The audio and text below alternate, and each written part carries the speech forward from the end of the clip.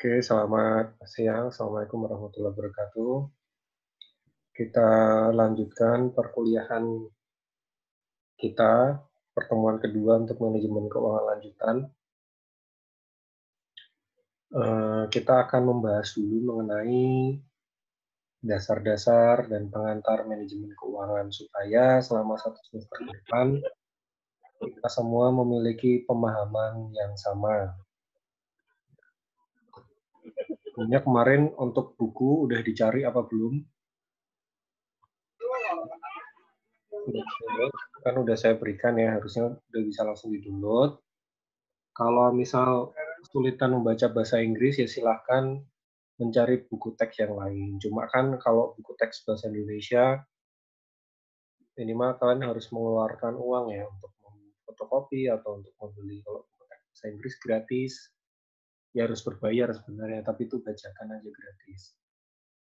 Ya, cuma biayanya adalah biaya mikir harus membaca pakai bahasa Inggris gitu. Tapi ya nggak apa-apa kan sekalian belajar. Jadi semua materi ini bisa kalian dapatkan dari buku ya, buku. Jadi materi yang saya sampaikan ini ya campuran dari berbagai macam buku. Sumbernya dari buku-buku yang kemarin.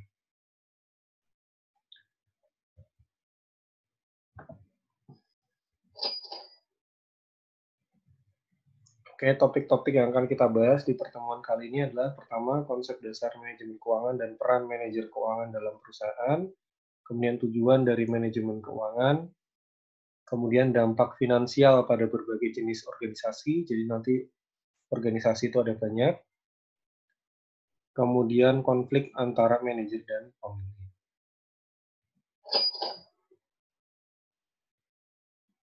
Konsep dasar manajemen keuangan. Keuangan itu apa sebenarnya? Jadi definisinya itu banyak, sehingga akan lebih mudah kita belajar apabila kita punya satu pemahaman atas definisi keuangan yang sama. Jadi kalau di sini keuangan itu adalah kegiatan mengalokasikan sumber daya yang terbatas ke berbagai macam bentuk aset untuk menghasilkan keuntungan. Jadi pertama keuangan yang kita bahas di dalam mata kuliah ini adalah keuangan yang terjadi di dalam perusahaan. Keuangan di dalam perusahaan. Nanti akan kita berikan gambaran keuangan itu sebenarnya nggak cuma di perusahaan, ada di bermacam-macam konteks ya, ada di berbagai macam setting. Tapi yang akan kita bicarakan selama 1 semester secara garis besar itu adalah manajemen keuangan di perusahaan. Nah, di dalam perusahaan itu kan perusahaan memiliki sumber daya. Ya, sumber daya ini bisa diartikan dalam bentuk apapun. Bisa sumber daya uang, bisa sumber daya non uang, non finansial.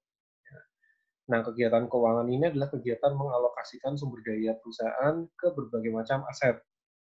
Jadi sumber daya yang dimiliki itu dibelikan aset, diinvestasikan aset, aset yang sudah dibeli, sudah diinvestasikan, digunakan untuk berproduksi yang pada akhirnya dapat memberikan keuntungan bagi perusahaan.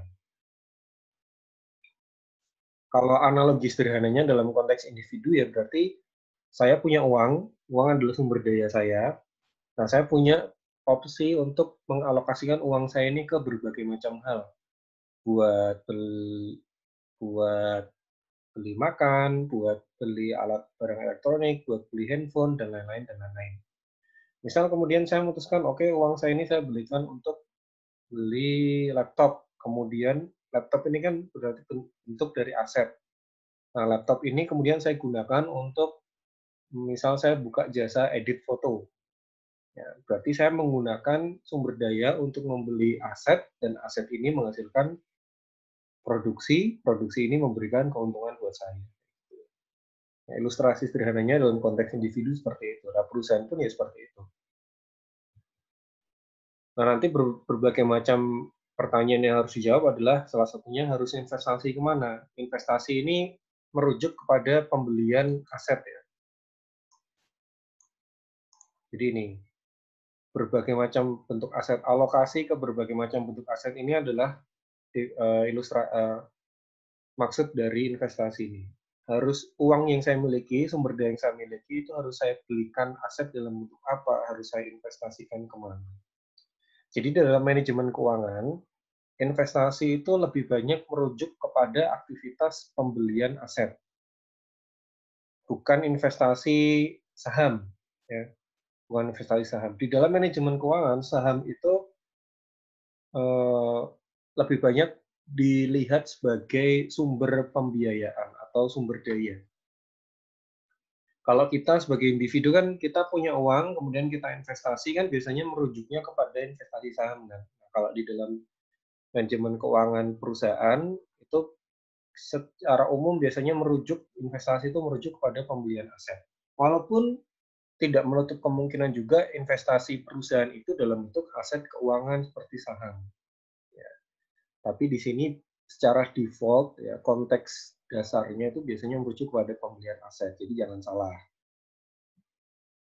Kemudian pada saat perusahaan itu akan melakukan investasi dan butuh tambahan dana, apakah perusahaan perlu mendapatkan tambahan dana dari hutang?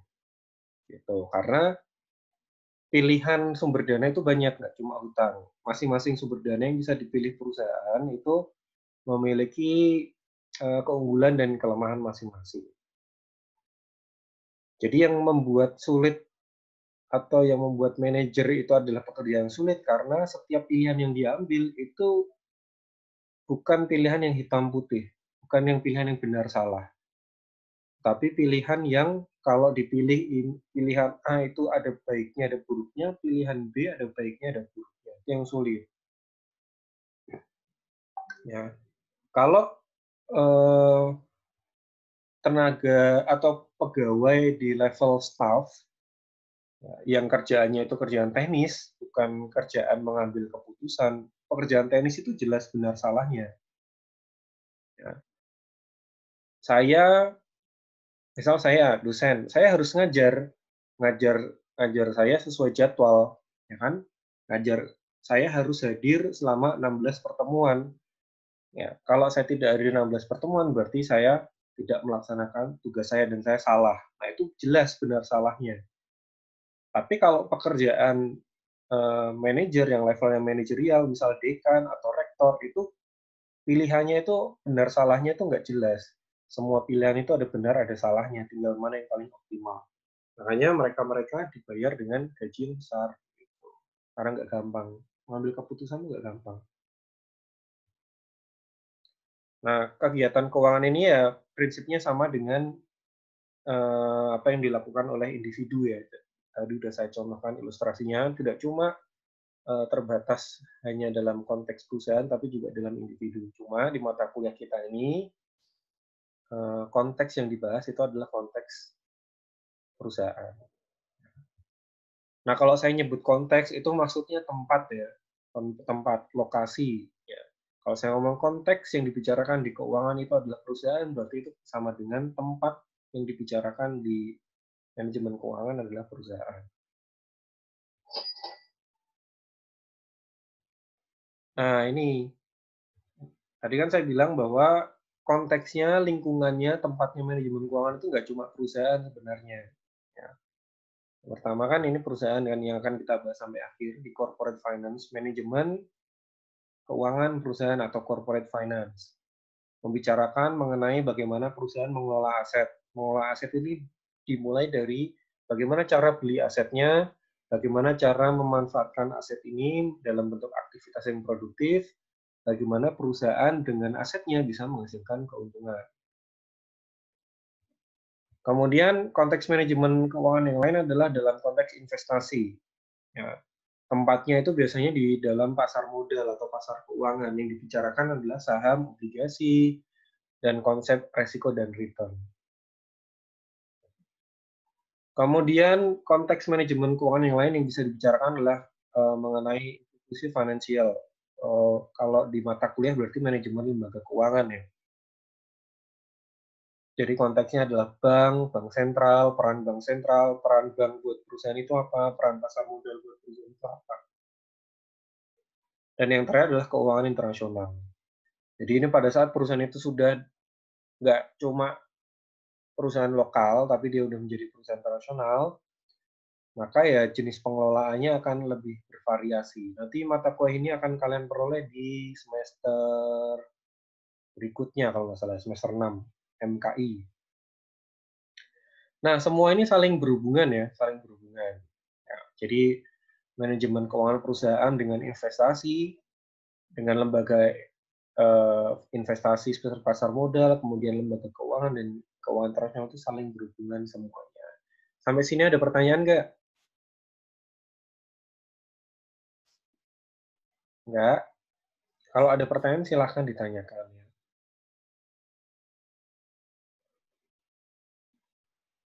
Belum, Mbak. Ya.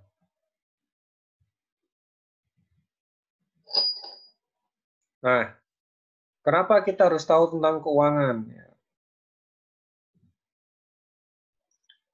Yang pertama, besok kalau kalian udah lulus, kalian akan dihadapkan pada berbagai macam aktivitas keuangan. Ya.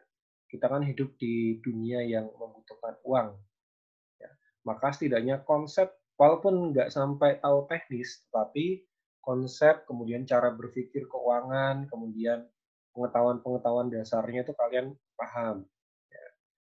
Misal konsep student loans, kalau di Indonesia belum ada ya student loans, tapi kalau di negara seperti Amerika, mayoritas mahasiswa itu kuliah menggunakan hutang. Ya. Jadi bukan dibayarin orang tua, karena orang tua pun nggak mampu membayar. Di Amerika itu untuk kuliah di university itu sangat mahal. Ada sebuah data yang pernah saya lihat itu,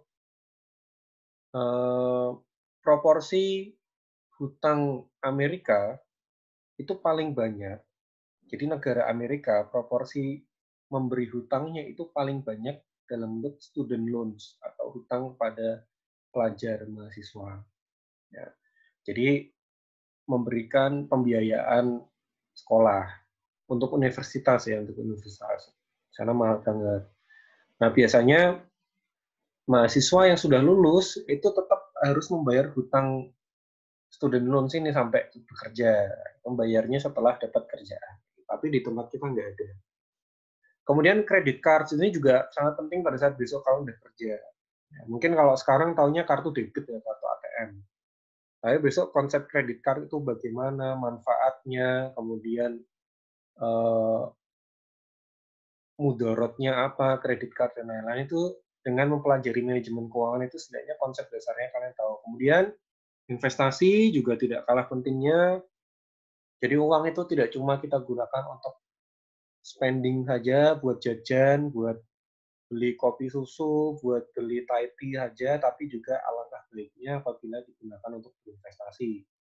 Kecuali kalian adalah penganut aliran you only live once, YOLO. Ya. Kita kan cuma hidup satu kali, Pak. Mungkin kita besok juga meninggal, ngapain kita harus investasi dengan lain-lain? Itu urusan yang lain ya, terserah. Tapi ada alangkah baiknya kalau kalian itu berpikir kalian bisa berumur panjang dan pengen ke depannya itu secara financial kalian mapan, maka pengetahuan investasi ini juga penting. Selain investasi juga ada pengetahuan mengenai dana pensiun. Ya. Jadi usia produktif kita itu kan terbatas. Ya.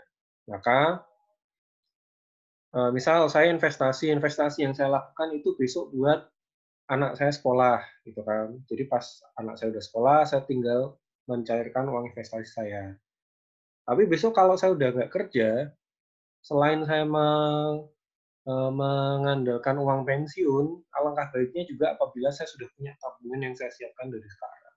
Ya. Investment, kemudian dana pensiun, ini sebenarnya kuncinya itu adalah pengetahuan sejak dini. Jadi karena kuncinya itu waktu. Semakin cepat kita tahu dan paham mengenai konsep investasi dan konsep pengelolaan dana pensiun, maka semakin menguntungkan. Kalau saya akui saya terlambat ya, saya baru sadar secara penuh mengenai investasi, kemudian pengelolaan dana pensiun itu ya baru setahun 2 tahun belakangan. Waktu awal-awal kerja, itu uang saya ya hilang begitu saja, buat jajan, buat foya-foya. Uangnya gajinya dikit, buat investasi nggak ada ya buat foya-foya saja, walaupun ya foya-foyanya sederhana. Kemudian konsep perbankan itu juga penting, ya, karena kalian akan berhubungan terus dengan perbankan. Ya. Kalian punya tabungan di perbankan, kalian mungkin besok kalau punya usaha mau berhutang lewat bank, kalian besok kalau mau beli rumah tapi nggak punya cash, bisa berhutang dengan bank dan lain-lain. Ya, jadi ini penting juga. Kemudian karir di dalam karir yang menggunakan dasar ilmu keuangan. Pertamanya tentu di bidang finance. Ya. Finance ini bisa di breakdown menjadi banyak hal. Ya. Misal bisnis analis atau investment analis.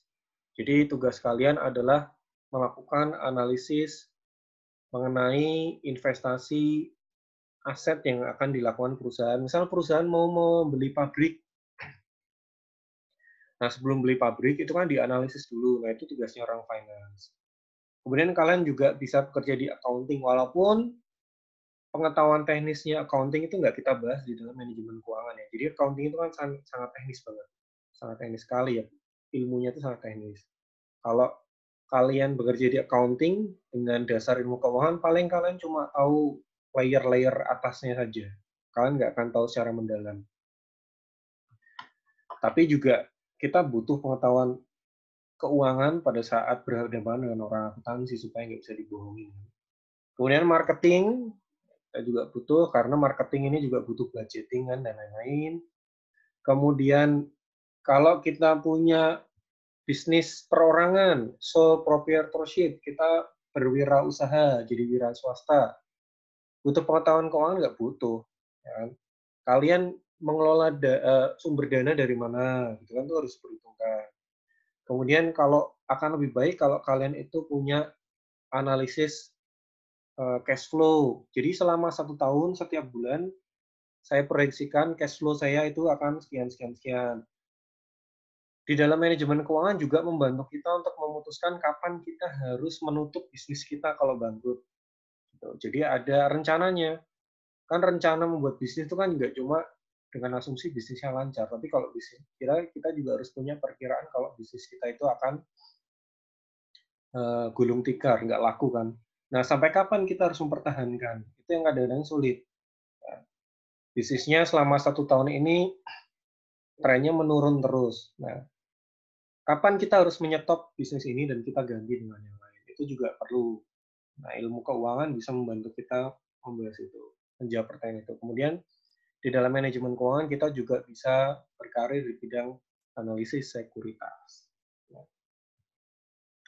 setidaknya untuk sertifikasi bidang atau sertifikasi profesi pasar modal seperti WPPE, WPEE, kemudian WMI. Ya. Pada saat kalian punya pemahaman di bidang manajemen keuangan, itu akan membantu kalian mendapatkan sertifikasi itu dengan mudah. Ya kan, karena saya kan kebetulan pernah ikut sertifikasi yang WPPE itu, karena ada kerjasama antara jurusan dengan Bursa Efek. Ya kan? Dosen dapat bantuan untuk ngambil. Nah, saya rasa kalau saya posisinya itu mengambil sertifikasi itu sebelum atau mungkin pada saat saya mahasiswa dan nggak paham manajemen keuangan, ya mungkin akan kesulitan. Untuk memahami materinya itu butuh effort yang lebih banyak. Tapi karena udah paham tentang manajemen keuangan, ya belajarnya jadi lebih mudah. Garis besarnya kan bisa dipahami dengan mudah. Nah, ini tadi ya, sama ya.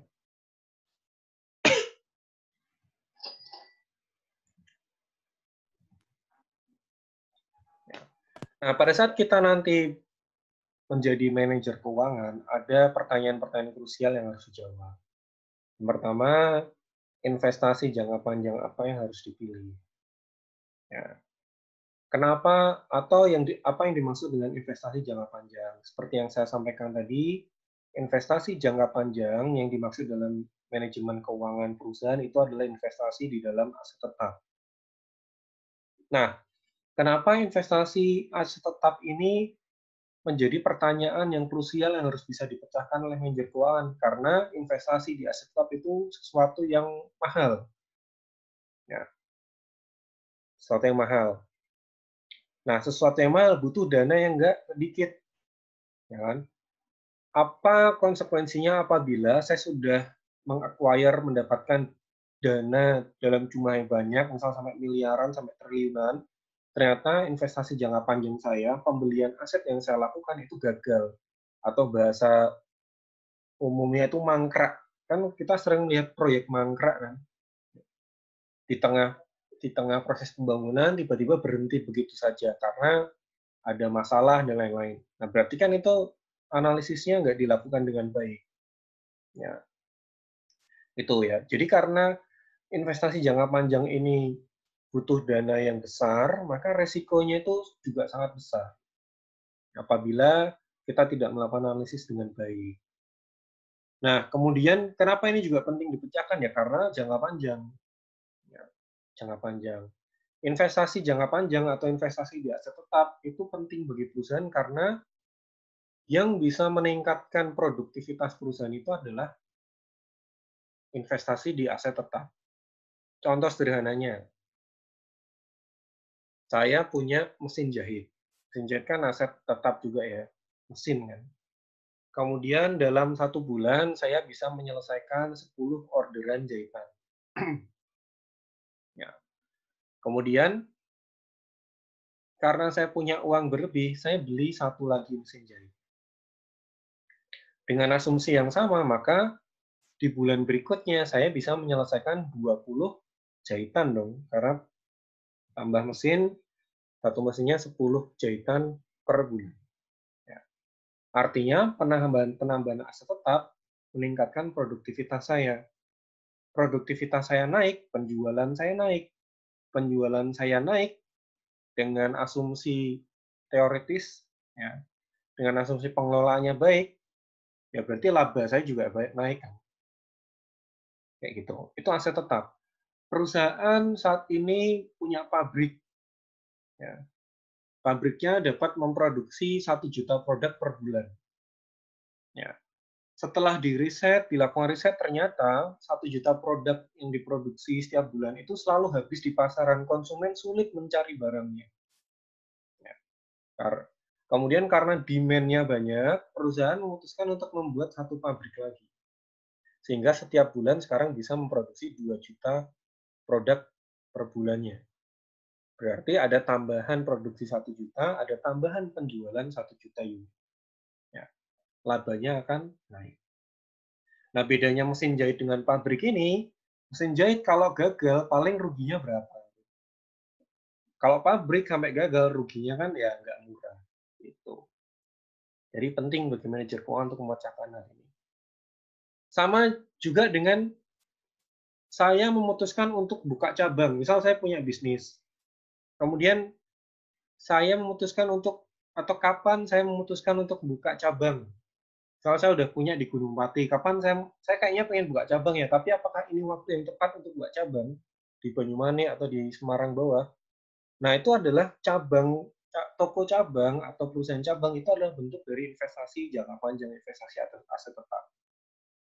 Ya. Nah, itu harus dijawab oleh si manajer keuangan. Ini udah waktunya kita buka cabang karena alasannya gini dijabarkan. Kemudian selain investasi, karena investasi itu butuh uang, maka si manajer keuangan juga harus mencari tahu atau mencari sumber dana untuk melakukan investasi. Ya, investasi kan nggak gratisan, butuh uang. Nah, uangnya dari mana? Ya, setidaknya ada 2 sumber, ya kan? Internal dan eksternal, itu paling umum. Pasti kalau ada internal, ada eksternal. Nah, internalnya apa? Internalnya adalah profit perusahaan. Jadi perusahaan bisa mendapatkan dana untuk berinvestasi, membeli gedung, membeli pabrik, beli mesin, dari sumber dana profit tahun sebelumnya. Cuma ini dengan asumsi. Ya, asumsi pertama, perusahaan itu adalah perusahaan yang sudah berdiri. Kalau perusahaan itu perusahaan baru, ya gimana dapat profit? Atau Kan baru berdiri nih, berarti kemarin kan belum ada, lah profitnya mana kan belum ada. Nah, jadi penggunaan profit atau laba sebagai sumber dana itu pertama kalau perusahaan udah berdiri sebelumnya. Yang kedua tentunya kalau profit. Nah, kalau perusahaan nggak menghasilkan laba, gimana caranya dibagi? Kan, mau rugi, ya itu. Jadi eh, sumber dana internal berupa laba atau profit. Ya. Profit ini juga belum tentu semuanya bisa digunakan sebagai sumber pendanaan. Ya, karena profit itu biasanya digunakan juga sebagai dividen. Ya, dividen tahu kan, dividen?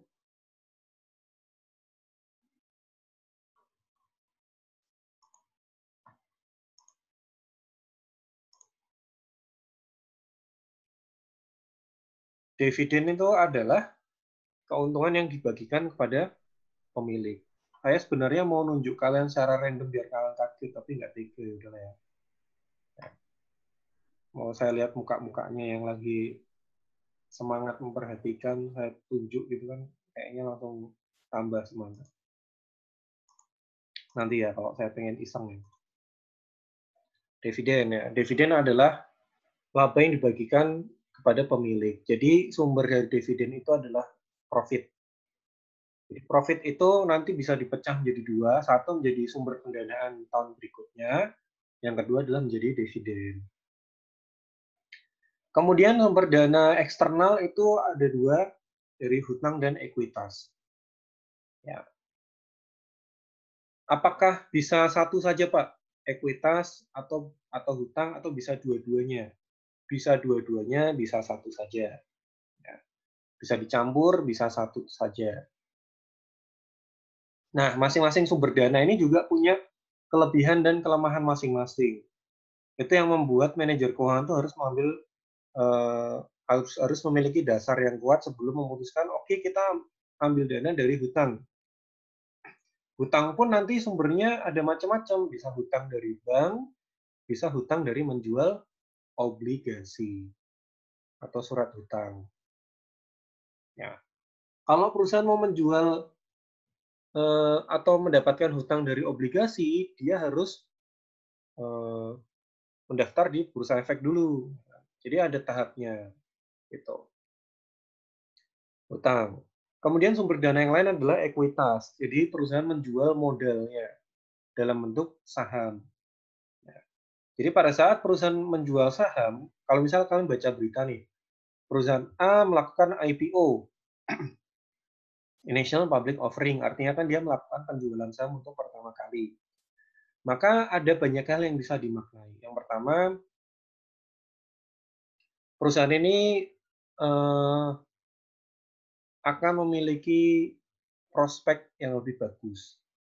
Ya, karena dia udah IPO, menjadi perusahaan terbuka, biasanya pengelolaannya lebih baik, pengawasannya lebih banyak, dan lain-lain. Bisa dimaknai juga dengan hal yang lain. Pada saat perusahaan itu melakukan IPO, berarti sebenarnya dia itu lagi butuh dana. Ya, dia butuh uang. Ya, dia butuh uang. Nah, bisa juga dimaknai dengan hal yang lain. Ya. Pada saat perusahaan menggunakan IPO, berarti kan dia butuh uang. Pertanyaannya, kenapa pada saat dia butuh uang, dia menjualnya saham? Kenapa enggak mencari hutang? Ya. Nanti ada teori di struktur modal itu bahwa perusahaan itu eh, menempatkan penjualan saham sebagai prioritas terakhir untuk mendapatkan dana. Ya, karena biaya menjual saham itu mahal. Maka kalau perusahaan itu butuh dana dan opsinya adalah berhutang atau menjual saham, dia akan memilih hutang dulu. Baru kalau hutangnya itu udah penuh, ya kan, hutang kan nggak bisa unlimited ya. Hutang kan ada batasnya karena kalau kebanyakan hutang bisa bangkrut kan, beban hutangnya terlalu tinggi. Nah, pada saat hutangnya udah terlalu tinggi, maka dia baru lanjut dengan menjual saham kalau tetap butuh dana. Artinya, kalau ada perusahaan yang IPO, ada kemungkinan ya 50% bahwa perusahaan tersebut hutangnya itu tinggi. Ya. Bisa jadi hutangnya tinggi. Karena dia butuh dana, tapi udah nggak bisa berhutang karena plafon hutangnya udah mentok. Akhirnya dia mencari sumber dana dari ekuitas. Walaupun ada kasus lain, perusahaan yang IPO untuk tujuan yang lain, bukan tujuan untuk mendapatkan dana, tapi tujuan supaya pengelolaannya menjadi lebih baik. Nah, itu kasusnya Sido Muncul. Kalau kalian cari tahu beritanya Sido Muncul tahun 2013 mereka IPO. Pada saat IPO kan dia dapat tambahan uang. Ya, tapi kalau kita lihat di laporan keuangannya, hutangnya itu sebenarnya relatif masih sangat rendah. Ya, artinya kalau dia mau menambah hutang lagi, mendapatkan uang dari hutang itu bisa. Tapi dia memilih menjual saham karena tujuan sebenarnya bukan cuma semata-mata untuk dapat uang, tetapi untuk meningkatkan pengelolaan perusahaan jadi lebih baik. Pada saat perusahaan itu menjadi perusahaan publik, maka pengawasannya itu lebih ketat, nggak cuma dari internal perusahaan, tapi juga dari publik. Gitu. Jadi alasannya banyak. Kemudian yang terakhir adalah manajemen kas. Ya, bagaimana cara manajer keuangan itu memperoleh kas dari customer? Berarti ini diartikan dengan cara menjual ya. Bagaimana cara manajer keuangan ini bisa memastikan bahwa barang terjual atau tidak? Kapan barang itu didiskon? Kapan barang itu bisa dijual dengan kredit dan lain-lain. Kemudian bagaimana cara manajer keuangan mengelola tagihan-tagihan atau hutang jangka pendek, hutang pada supplier dan lain-lain. Ya. Manajemen kas ini orientasinya adalah jangka pendek ya, kegiatan bisnis sehari-hari. Jadi ini penting kalau sampai terlewat pengelolaan manajemen kas, maka bisa menghambat kegiatan bisnis sehari-hari perusahaan.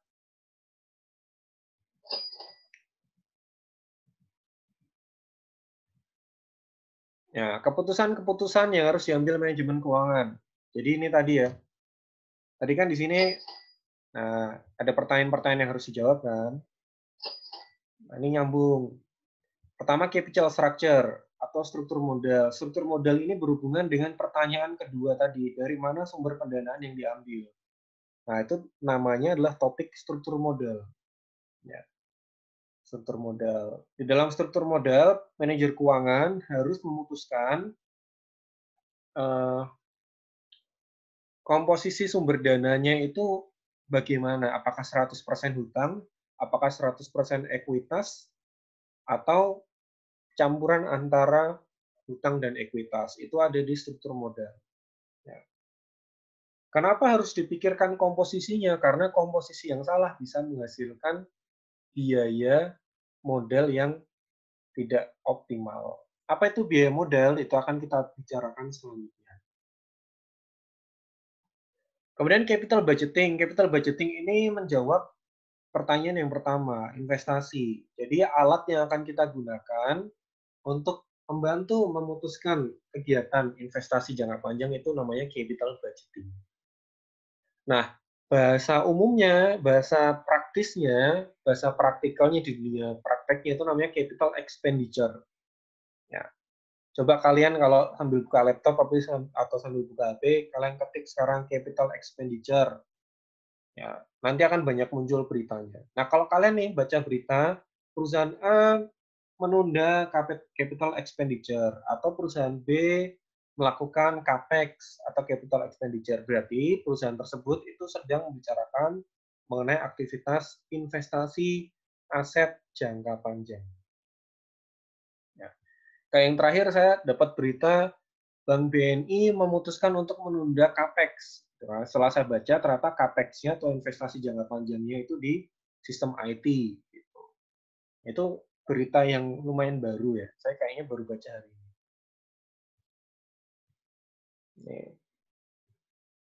Kemudian manajemen kas itu dibahas dalam yang namanya working capital atau modal kerja. Ya. Kalau capital structure itu struktur modal, kalau working capital itu modal kerja. Modal kerja itu ya intinya pengelolaan aset dan hutang jangka pendek perusahaan. Sampai sini ada pertanyaan?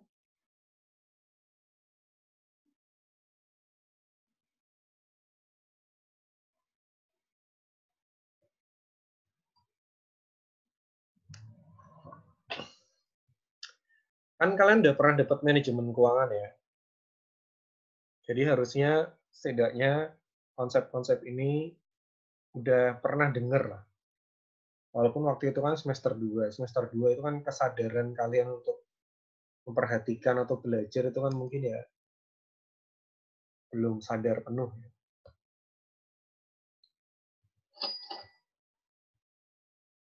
Nah, ini adalah struktur organisasi dan tempat manajer keuangan dalam struktur organisasi. Ya. Biasanya dia berada di bawah presiden direktur, ya, masuk dalam jajaran direksi atau direktur. Kalau kalian secara random buka aja atau cari atau googling struktur organisasi perusahaan terbuka, itu pasti di dalamnya ada direksi keuangan, direktur keuangan itu ada. Minum dulu ya.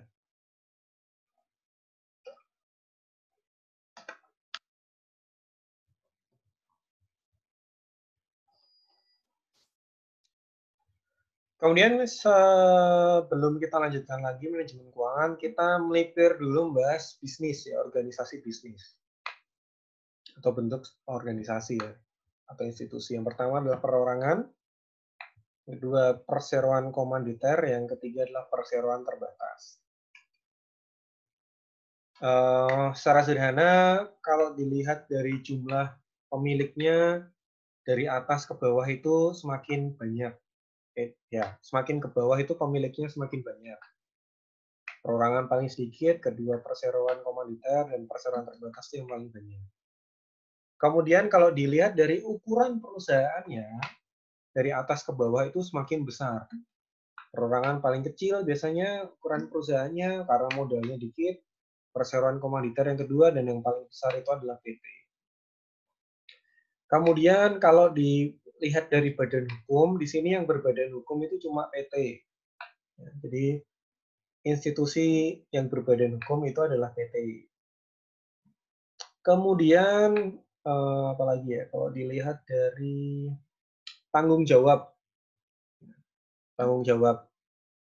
perorangan dan perseroan komanditer itu hampir sama dari sudut tanggung jawab. Jadi pemilik itu memiliki tanggung jawab penuh atas perusahaan. Atau dalam bahasa yang sederhana, kalau perusahaannya bangkrut, pemiliknya juga ikut bangkrut. Kenapa? Karena harta perusahaan itu biasanya tercampur dengan harta pemilik. Pertama perusahaan perorangan ya. Hartanya perusahaan itu sama dengan hartanya pemilik.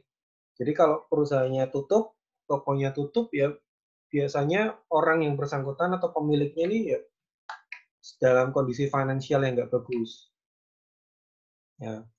Nah kalau PT namanya perseroan terbatas itu ada maknanya. Ya. Perseroan terbatas itu artinya tanggung jawab pemilik hanya terbatas pada proporsi kepemilikan di dalam perusahaan. Ya, maksudnya apa? Jadi misal saya adalah pemilik saham di dalam PTA. Kemudian saya berinvestasi di PTA senilai 50 juta.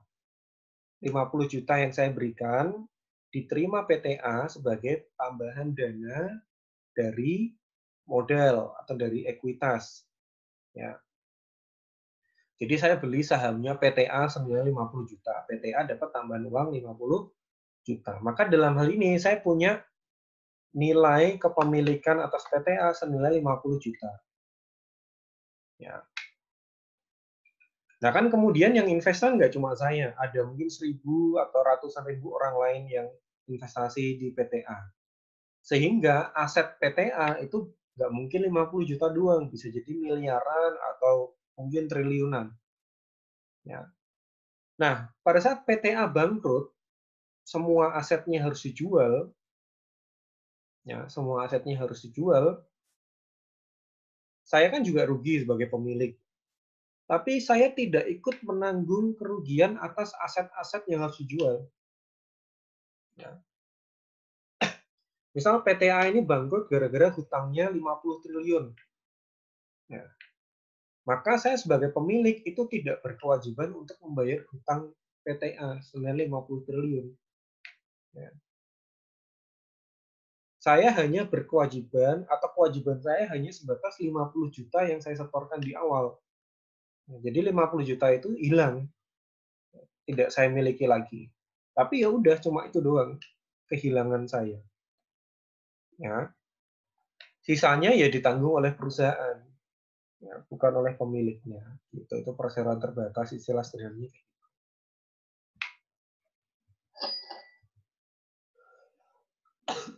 Nah, ini adalah dampak finansial terkait bentuk organisasi. Perseroan terbatas memiliki keunggulan dalam mendapatkan kas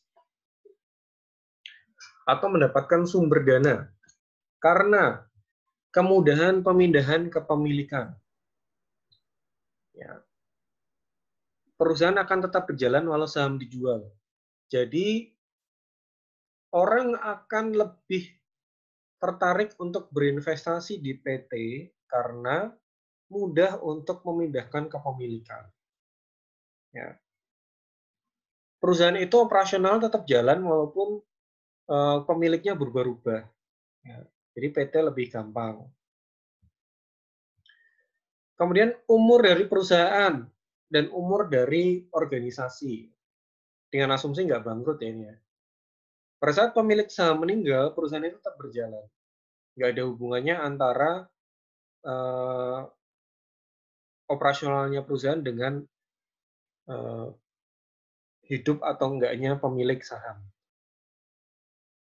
Kan beda dengan perusahaan perorangan ya, atau nggak usah perusahaan perorangan deh. Di dekat rumah saya itu ada nasi goreng yang enak banget dari zaman saya kecil. Ada yang orang Semarang nggak di sini?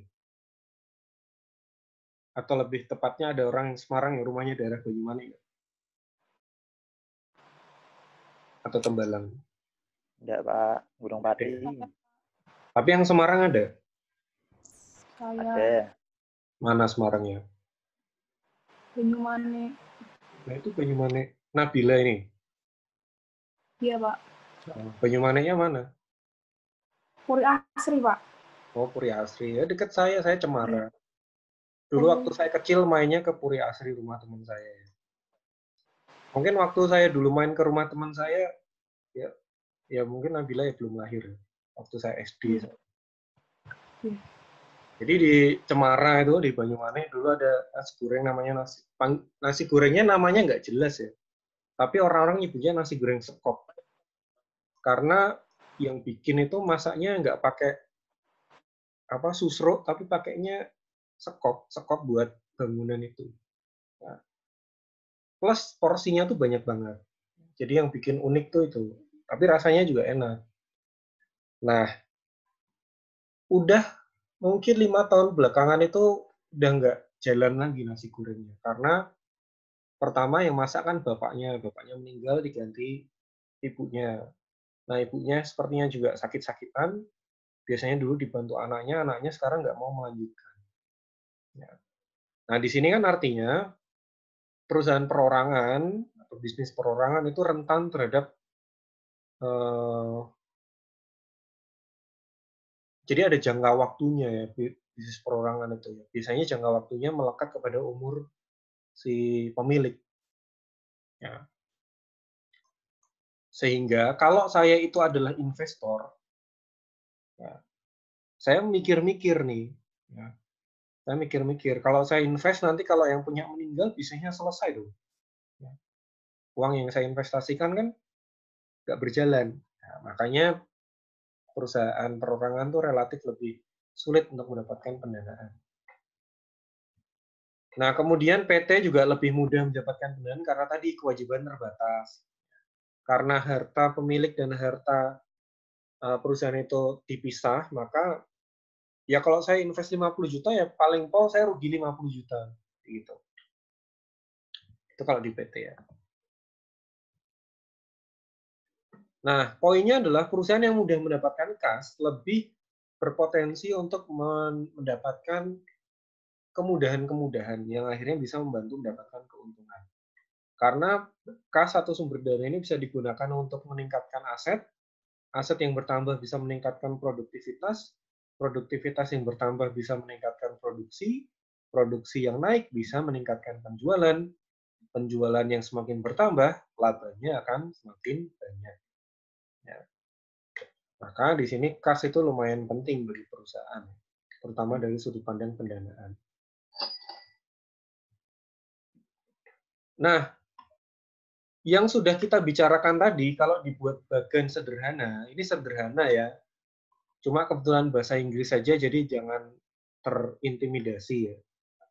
Tapi sederhana. Kan tadi ada 3 hal kan yang dibahas kan. Nah, yang pertama di sini yang bagian biru dari biru ini.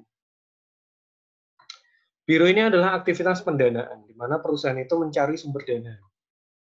Bisa dari dana sendiri, bisa dari profit tahun lalu kalau perusahaan untung, bisa dari bank, bisa dari hutang obligasi, bisa dari ekuitas.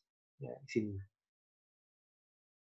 Nah, kemudian dana yang diperoleh itu akan digunakan di bagian yang kuning untuk aktivitas investasi.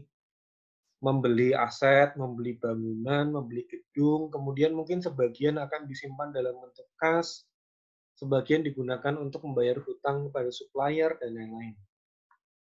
Ya. Kemudian perusahaan mendapatkan arus kas bagian C ini. Ya. Arus kas ini ya ibaratnya penjualan yang mendapatkan kas dari penjualan produk. Ya. Dapatkan kas dari penjualan produk. Bisa juga diartikan sebagai laba. Cash flow dari aktivitas produksi adalah laba. Nah, kemudian setelah C ini ada berbagai macam persimpangan. Ya, ada berbagai macam persimpangan. Yang pertama, arus kas ini bisa dibayarkan atau harus dibayarkan dalam bentuk pajak. Dipecah dulu. Ya. Jadi bagian C ini lewat ke bawah dulu, ke D dulu. Dari penjualan, dapat omset, kemudian bayar pajak dulu. Setelah membayar pajak, maka cash flow-nya itu menjadi arus kas yang bebas pajak. Atau after tax cash flow. Arus kas bebas pajak. Karena dia sudah membayar kewajiban pajaknya. Nah, arus kas yang bebas pajak ini kemudian dinaikkan, kemudian dia ketemu 2 persimpangan lagi. Yang E dan yang F. Ya. Pada saat perusahaan atau manajer keuangan memilih E, maka arus kas bebas pajak atau laba setelah pajak itu digunakan untuk pembiayaan aset tetap. Nah, ini yang disebut sebagai pembiayaan internal dari sumber dana sendiri, dari profit. Ya. Nah, kalau si manajer keuangan itu memilih F, maka laba setelah profit, laba setelah pajak, arus kas bebas pajaknya itu dibagikan sebagai dividen. Ya, dibagikan sebagai dividen. Apakah harus E saja atau F saja atau bisa digabung? Nggak bisa. Ya. Misal perusahaan laba bersih setelah pajaknya 100 juta, bisa 50 juta untuk bagian E, bisa 50 juta untuk F, dibagi 2, 50%. Ya. Nah, yang E ini disebut sebagai laba ditahan. Laba ditahan. Laba ditahan adalah laba setelah pajak yang tidak dibagikan sebagai dividen, tetapi digunakan sebagai pendanaan internal perusahaan. Itu namanya laba ditahan. Ya. Nah, kalau secara teori, yang memutuskan untuk membagi dividen atau membagi laba ditahan itu adalah manajer keuangan. Tapi secara praktek, yang memutuskan itu bukan manajer keuangan. Yang memutuskan adalah pemilik perusahaan. Keputusan pembagian laba ditahan atau pembagian dividen itu diputuskan oleh pemilik dalam forum yang namanya RUPS. Rapat Umum Pemegang Saham. Jadi di situ akan diputuskan, direksinya akan memberikan laporan ya, kayak LPG gitu kan. Berikan laporan pertanggungjawaban kepada pemilik-pemilik. Kemudian di situ diputuskan, pemilik mengambil keputusan untuk oke, tahun ini laba sekian, akan dibagikan sebagai dividen sekian, laba ditahan sekian, atau mungkin sepenuhnya dividen, atau mungkin sepenuhnya laba ditahan. Gitu. Nah, jadi ini akan kita pelajari selama 1 semester tuh ya sebenarnya ada di bagian ini. Ya, di bagian ini. Jadi kalau ditanya sama teman kalian yang nggak paham mengenai manajemen keuangan, kalian belajar manajemen keuangan tuh belajar apa toh? Ya, belajar mencari dana, mengalokasikan dana, kemudian menghasilkan profit, kemudian membagi profit. Ya. Jadi yang tugasnya mencari dana, kemudian menginvestasikan dananya kepada aset-aset yang produktif, kemudian setelah asetnya itu menghasilkan keuntungan, menghasilkan laba, itu dibagi ke siapa, itu tugasnya manajer keuangan. Ya.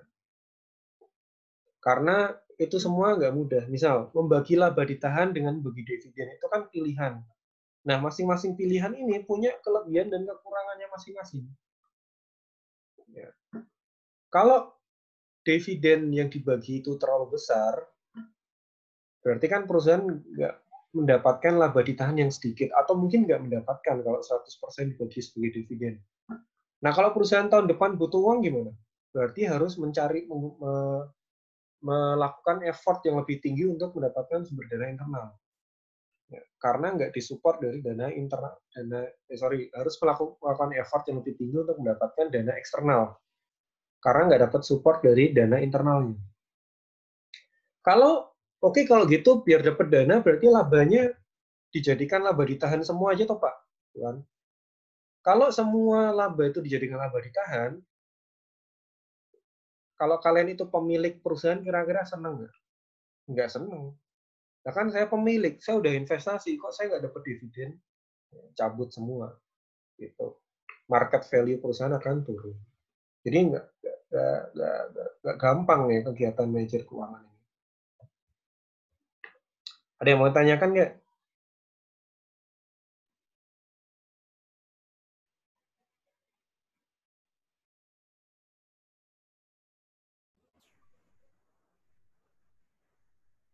Ya.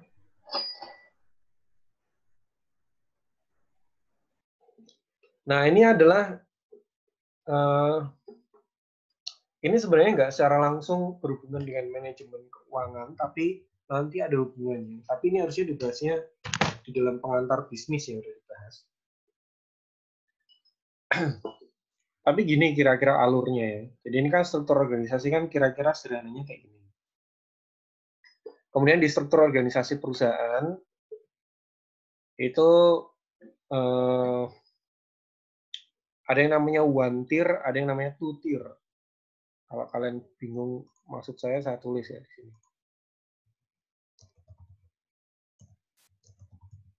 One tier atau two tier.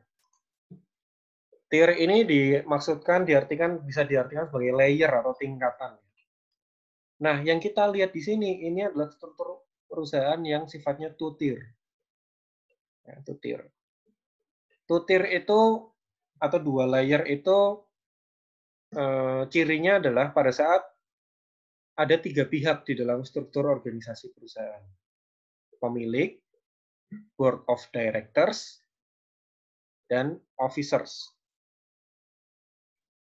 Pemilik, board of directors ini kalau di Indonesia namanya Dewan Komisaris atau Board of Commissioner. Ya. Jabatannya Ahok sekarang itu kan komisaris. Dan officer ini adalah direksi kalau di Indonesia. Pemilik, Dewan Komisaris, dan Dewan Direksi. Itu namanya two-tier system. Nah, kalau one tier, cuma ada 2 pihak. Stockholders, kemudian Board of Directors. Ya, jadi komisaris dan direksinya itu jadi satu. Komisaris dan direksinya, ini dan ini jadi satu. Ya. Nah, kemudian kita bahas kelemahan dari one tier dan two tier itu apa. Nah, untuk membahas kelemahannya, kita harus tahu peran masing-masing. Stockholders atau pemilik Nah, ini haknya ada di sini. Haknya pemilik atau owner atau stockholders. Memilih dewan komisaris. Ya, dan juga memilih direksi biasanya. Mendapatkan dividen. Ya, punya hak prerogatif. Ya, kemudian punya bagian atas distribusi aset bila perusahaan itu dijual karena bangkrut, dilikuidasi. Dilikuidasi itu artinya perusahaan menjual asetnya untuk membayar hutang. Ya. Karena perusahaan udah nggak mampu membayar hutang dari laba, dari penjualan, dari omset, maka dia harus menjual asetnya untuk membayar hutang. Ya, nah jadi stockholder atau pemilik ini tugasnya memilih direksi dan memilih komisaris dan memilih direksi. Tugasnya direksi apa? Tugasnya direksi adalah mengawasi. Ini saya juga kebalik-balik kan. Tugasnya komisaris apa? Board of Director ini komisaris. Tugasnya adalah mengawasi direksi. Ya, jadi saya ulangi, stockholders ini pemilik memilih komisaris dan memilih direksi. Ya, dan juga mengawasi direksi. Stockholders juga melimpahkan kewenangan untuk mengawasi direksi ke dewan komisaris. Jadi dalam tutir, direksi itu diawasi oleh dua pihak, pemilik dan komisaris. Gitu. Komisaris murni tugasnya adalah mengawasi. Ya, murni tugasnya mengawasi. Jadi kalau kalian baca berita, terutama terkait Ahok karena masalah politis ya, karena ada berita-berita yang tuh Ahok nggak ngapa-ngapain di Pertamina, ini ada kayak gini kok nggak diapa-apain. Ya, Pak Ahoknya juga nggak punya kewenangan, karena kewenangan kebijakan operasional itu bukan di komisaris, tapi di direksi. Paling pol, komisaris cuma bisa memberikan teguran atau memberikan masukan. Tapi dia nggak bisa mengambil keputusan operasional. Keputusan operasional contohnya apa? Ya kalau Pertamina, oke, harga bahan bakar Pertalite kita turunkan. Nah, itu kebijakan operasional dan itu nggak bisa diambil oleh komisaris. Itu yang bisa mengambil adalah direksi, gitu ya.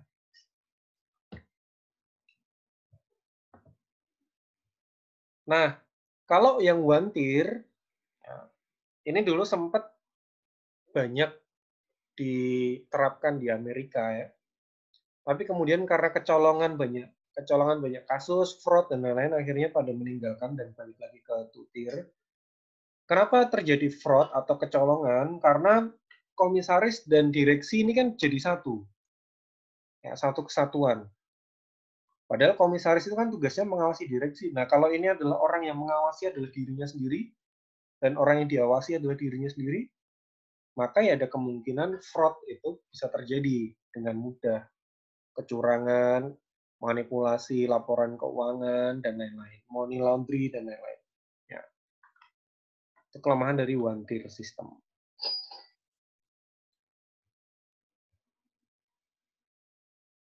Ini bukan presum, ini resum maksudnya. Jadi ini tadi adalah ringkasan dari gambar sebelumnya. Stockholders menunjuk board of director dan manager, atau pemilik menunjuk komisaris dan manajer. Komisaris mengawasi manajer, manajer bekerja untuk stockholders. Jadi manajer atau direksi itu ditunjuk untuk bekerja kepada pemilik. Tidak cuma sekedar bekerja kepada pemilik, tapi juga bekerja untuk menghasilkan atau mencapai apa yang diinginkan oleh pemilik. Ya, apa yang diinginkan oleh pemilik. Manajer keuangan memiliki tugas untuk mengidentifikasi barang jasa memberikan tambahan nilai untuk perusahaan. Ya. Jadi semua kegiatan yang dilakukan oleh perusahaan itu harus memberikan tambahan nilai. Nah, ukuran tambahan yang dimaksud tambahan nilai itu apa? Ya. tambahan nilai bisa dicapai dengan cara meningkatkan penjualan saat ini dan masa depan.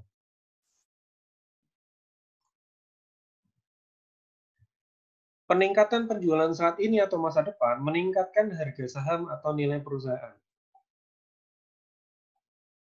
Ya.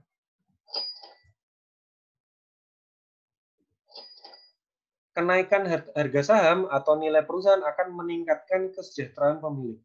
Maksudnya gimana? Jadi kalau kalian semua kan udah paham konsepnya saham ya. Saya beli saham perusahaan, misal apa ya? Saya cek dulu.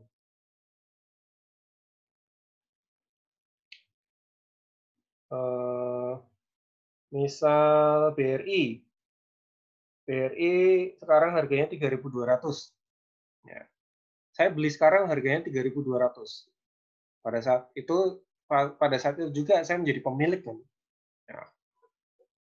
Sebagai pemilik, saya kan pengen pada saat saya udah beli saham 3.200, besoknya harga sahamnya naik. Kenapa? Karena kalau naik kesejahteraan saya bertambah. Naik menjadi 3.500. Saya jual, saya untung Rp300. Ya kan? Maka tujuan saya sebagai pemilik, tujuan saya menginvestasikan dana saya dalam bentuk saham adalah supaya kesejahteraan saya naik dong. Nah, bagaimana cara kesejahteraan saya naik?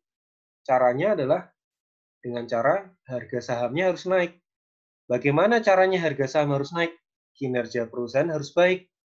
Bagaimana kinerja perusahaan harus baik? Ya, manajer keuangannya harus melakukan atau mengambil kebijakan yang baik, yang tepat. Nggak cuma manajer keuangan, tapi juga manajer keseluruhan. Gitu. Jadi kalau ditanya tujuan dari manajer keuangan itu apa? Tujuan utamanya, goal-nya, pegangan hidupnya. Ya kan? Tujuannya adalah untuk memaksimalkan harga saham. Ya. Tujuan dari manajemen keuangan adalah memaksimalkan harga saham supaya kesejahteraan pemilik itu bertambah. Itu tujuannya.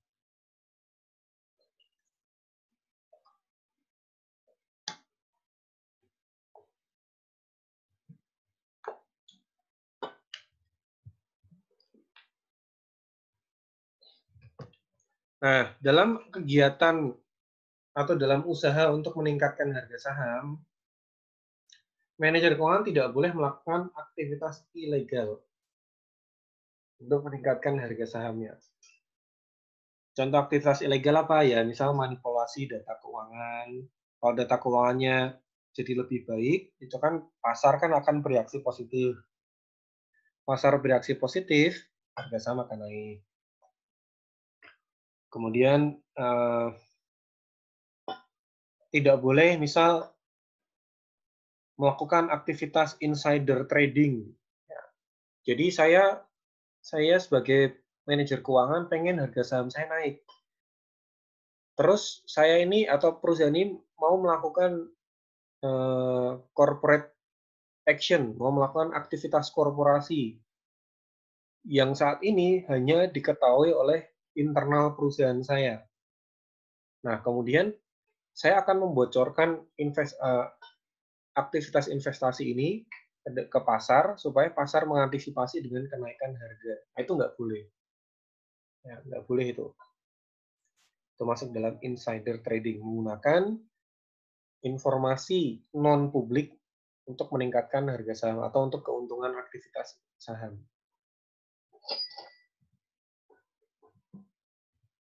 Ini hampir sama ya, tadi udah diulang-ulangi ya. Manajer mengolah aset untuk memperoleh return. Perusahaan harus mencari kas yang berkelangsungan untuk mendapatkan aset yang menghasilkan return.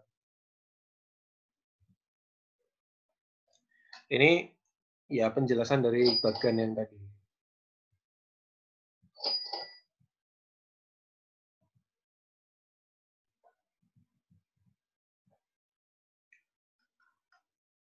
Nah, kemudian untuk mencapai atau untuk dapat meningkatkan harga saham, itu bisa di breakdown, bisa dipecah-pecah berbagai menjadi berbagai macam cara. Yang pertama, apakah perusahaan meningkatkan nilai perusahaan, meningkatkan harga saham perusahaan dengan cara memaksimalkan profit? Nanti bisa dipecah lagi, caranya meningkatkan profit gimana? Apakah perusahaan bisa mengurangi profit dengan cara mengurangi biaya? Nanti dipecah lagi, caranya mengurangi biaya gimana? Nah, apakah kita memutus rantai distribusi? Dan lain-lain. Apakah kita bisa meningkatkan nilai perusahaan dengan cara meningkatkan market share? Berarti kita menguasai pasar. Proporsi sebaran produk yang kita jual di market itu lebih banyak daripada pesaing kita, market share. Kemudian bagaimana cara yang kita memaksimalkan nilai saham pemilik?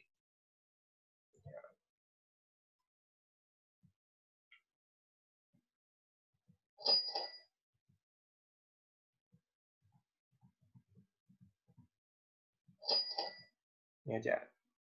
Nah, kemudian yang menjadi masalah adalah kan kalau tadi udah dijelaskan ya, pada intinya manajer itu ditunjuk oleh pemilik dan melakukan aktivitas bisnisnya dengan tujuan untuk memaksimalkan keuntungan atau kesejahteraan pemilik. Nah, kan tadi ada pertanyaan, apakah memang itu yang akan dilakukan oleh manajernya? Ya. Nah, dalam keuangan perusahaan ada yang namanya masalah keagenan atau agensi problem. Agensi problem ini terjadi pada saat pemilik itu punya inisiatif sendiri. Kok pemilik? Maaf. Manajer itu punya inisiatif sendiri. Jadi alih-alih si manajer itu mengambil keputusan yang ujungnya bisa meningkatkan kesejahteraan pemilik, ternyata manajer malah mengambil keputusan yang tidak mensejahterakan pemilik. Ya, kalau tidak mensejahterakan pemilik, berarti mensejahterakan siapa? Mungkin bisa mensejahterakan manajernya sendiri, ya. Atau mungkin sebenarnya manajer terpaksa mengambil keputusan yang tidak mensejahterakan pemilik karena dengan tujuan supaya perusahaan itu bisa survive. Maksudnya gimana? Kesejahteraan pemilik kan diberikan dalam bentuk dividen ya. Kalau setiap tahun dividen itu dibagikan 100% terus, maka kan perusahaan nggak dapat dana internal. Pada saat perusahaan nggak mendapatkan dana internal, maka kesempatan untuk melakukan investasi juga lebih kurang. Maka perusahaan tidak bisa bersaing dalam jangka panjang. Nah, itu yang dimaksud tadi ya.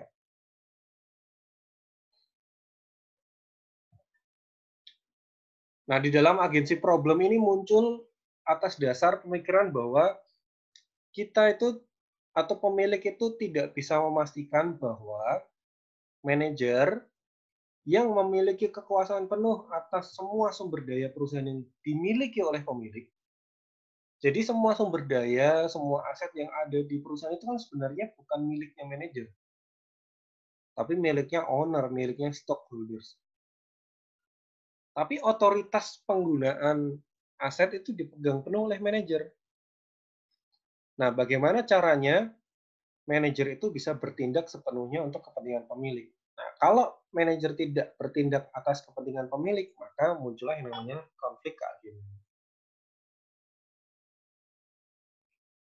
Nah, supaya konflik keagenan ini bisa berkurang, perusahaan harus mengeluarkan biaya untuk meminimalisir masalah keagenan. Ya, keagenan ini adalah konflik antara pemilik dan manajer. Biaya yang dikeluarkan untuk meminimalisir masalah keagenan disebut sebagai biaya keagenan atau agency cost. Ya. Nah, agency cost itu bentuknya bisa macam-macam.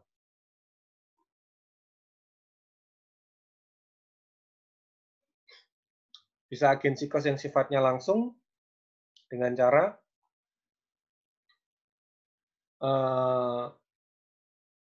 membuat kebijakan, jadi pemilik membuat kebijakan di mana upah manajer itu dihitung berdasarkan kinerja saham perusahaan. Ya. Jadi, misalnya saya sebagai pemilik ngomong ke manajernya, kamu tak kasih bonus, tak kasih upah, kalau misal kamu bisa meningkatkan harga saham sampai sekian. Ya. Nah, pada saat itu kepentingan pemilik kan jadi sejalan dengan kepentingan manajer, atau kepentingan manajer kan jadi sejalan dengan kepentingan pemilik, yaitu tujuannya adalah meningkatkan harga saham. Nah, pada saat ada dua pihak yang memiliki goal yang sama, maka konflik antara dua pihak ini kan menjadi lebih sedikit. Ya. Sama-sama pengen meningkatkan harga saham nih. Ya, kalau harga sahamnya naik, saya sebagai pemilik untung, kamu sebagai manajer juga untung. Gitu. Makanya ayo kita bareng-bareng. Agensi cost-nya berkurang. Biaya ke agensi problemnya berkurang. Kita juga bisa mengurangi agensi problem menggunakan biaya keagenan dengan cara menggunakan jasa auditor eksternal untuk memeriksa laporan keuangan. Ya. Jadi laporan keuangan yang kita lihat secara publik itu sebenarnya belum tentu 100% mencerminkan kondisi perusahaan. Ya. Karena ada yang namanya istilahnya window dressing. Window dressing. Mempermak jendela atau mempermak laporan keuangan. Tujuannya apa ya? Tujuannya supaya kinerja perusahaan itu nampak baik. Nah, untuk memastikan bahwa laporan keuangan yang diterbitkan itu sudah mencerminkan kinerja perusahaan yang sebenarnya, ya, maka penggunaan auditor eksternal itu penting. Yang jadi masalah pada saat laporan keuangan itu tidak mencerminkan kinerja perusahaan yang sebenarnya, berarti kan pemilik itu ibarat kata dibohongin kan sama manajernya. Karena kan pemilik kan tidak tahu seluk-beluk internalnya perusahaan. Ya. Pemilik mengetahui kondisi perusahaan melalui laporan keuangan. Yang membuat laporan keuangan siapa? Ya direksi. Nah, terus kalau ternyata pemilik diberikan laporan keuangan yang palsu, ya ibaratnya misal saya punya hotel, kemudian ada orang yang jaga hotelnya, ada pengelolanya. Nah kan saya nggak setiap hari datang ke hotel saya kan. Paling saya tanya ke pengelolanya, bulan ini berapa orang yang sudah datang atau menginap. Nah kan saya berarti akan diberikan laporan, dan laporan penginap, laporan jumlah orang yang menginap itu yang akan saya gunakan sebagai informasi, oh ternyata kondisi hotel saya segini. Saya kan murni percaya 100% dengan laporan itu. Nah bagaimana kalau ternyata laporan itu dipalsukan? Gitu kan? Nah itu gunanya jasa auditor eksternal. Kemudian kita juga harus punya, selain auditor eksternal, kita juga punya auditor internal ya, yang melaporkan langsung kepada komisaris. Ya percuma kalau ternyata auditor internalnya melaporkan ke direksi lagi. Ya kan? Karena kan ini ceritanya kecurigaan ini ditujukan ke perilaku oportunistiknya manajer atau agen. Jadi kenapa disebut konflik keagenan? Karena konflik ini terjadi antara prinsipal dengan agen. Prinsipal kayak kepala sekolah itu. Prinsipal di sini adalah pemilik, agen itu adalah manajer. Prinsipal itu menunjuk agen untuk menjalankan perusahaannya. Nah, agen kemudian bisa saja bertindak atas atau untuk tujuan kemakmuran prinsipal, tapi juga agen juga bisa bertindak oportunistik untuk kepentingan dirinya sendiri.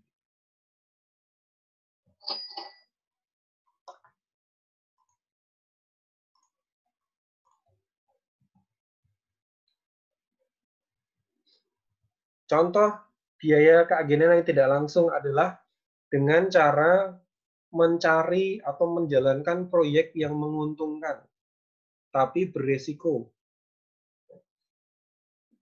Maksudnya apa? Jadi pada saat perusahaan itu memiliki proyek yang berisiko, ya, indikator resikonya apa? Indikator resikonya misal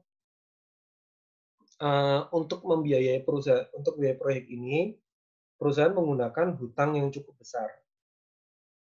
Ya. Nah, hutang yang cukup besar ini membawa resiko kalau misal proyeknya gagal. Ya kan? Sehingga manajer itu akan lebih waspada dalam menggunakan uang kas yang ada di perusahaan. Ya gampangannya gini, analogi sederhananya. Kalian punya hutang ke teman kalian, dan kalian posisinya sebenarnya ada uang kas ada di tabungan kalian. Nah, lebih mudah mana kalian dalam menggunakan uang kas kalian itu pada saat kalian sedang punya hutang atau pada saat kondisi kalian nggak punya tanggungan apa-apa. Ya kan? Tentunya pada saat kita sedang punya hutang, sedang punya tanggungan, kita akan lebih berhati-hati dalam menggunakan uang kas karena kalau misal suatu saat kita nggak bisa membayar hutang kita masih punya cadangan kas untuk melunasi hutang. Kan kayak gitu. Nah, kayak gitu juga berlaku di perusahaan. Pada saat perusahaan itu memiliki proyek dengan pendanaan hutang yang tinggi, maka manajer tidak bisa sewenang-wenang untuk menggunakan kas yang sedang menganggur di perusahaan untuk kepentingan pribadinya. Ya. Jadi uang kas yang ada di perusahaan ini sifatnya dijadikan sebagai alat berjaga-jaga kalau misal proyeknya gagal tapi tetap harus bayar hutang. Itu analoginya, logikanya kayak gitu.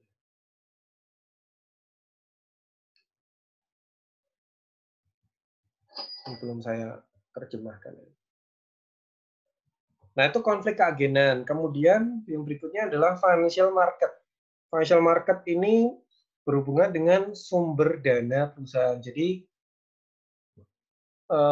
aktivitas manajer keuangan yaitu sumber pendana. Yang pertama yaitu tugasnya adalah mencari sumber dana, itu dilakukan di financial market, pasar uang ya.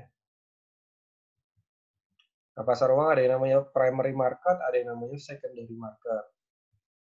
Yang berdampak langsung terhadap jumlah dana yang diperoleh oleh perusahaan itu adalah pasar primer atau primary market.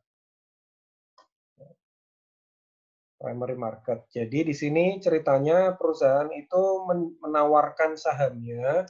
Ini saya mau menjual saham senilai 1 miliar saya lepas, kan? Kemudian akan dibeli oleh investor. Nah, uang pembelian investor itu akan masuk ke perusahaan sebagai tambahan modal, itu primary market. Jadi berpengaruh langsung terhadap sumber dana yang diperoleh. Nah, kalau secondary market atau pasar sekunder, ini masih sama di pasar saham, di pasar modal, tetapi aktivitas yang terjadi di pasar sekunder itu tidak berhubungan langsung dengan sumber dana yang dimiliki perusahaan. Jadi mau sahamnya itu laku apa enggak, ya sumber dana ekuitasnya perusahaannya tetap segitu. Dampaknya pasar sekunder terhadap perusahaan itu adalah valuasi pasarnya, valuasi marketnya. Ya. Jadi semakin sering diperdagangkan, demand-nya semakin banyak, harga sahamnya semakin naik, maka kesejahteraan pemiliknya juga akan semakin naik karena harga saham pemilik kan semakin naik. Gitu.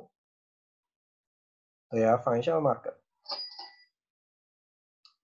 Kemudian prinsip-prinsip dasar manajemen keuangan. Sebelum saya lanjutkan, ada pertanyaan nggak?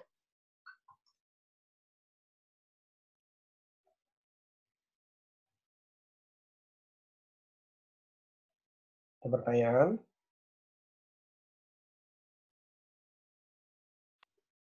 Mbak.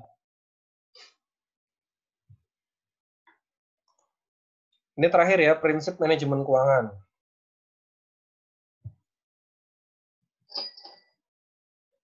Pertama, di manajemen keuangan itu ada yang namanya trade-off antara risk dan return. Apa itu trade-off?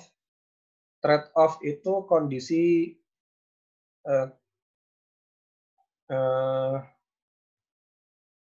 pada saat saya gimana ya trade-off ya?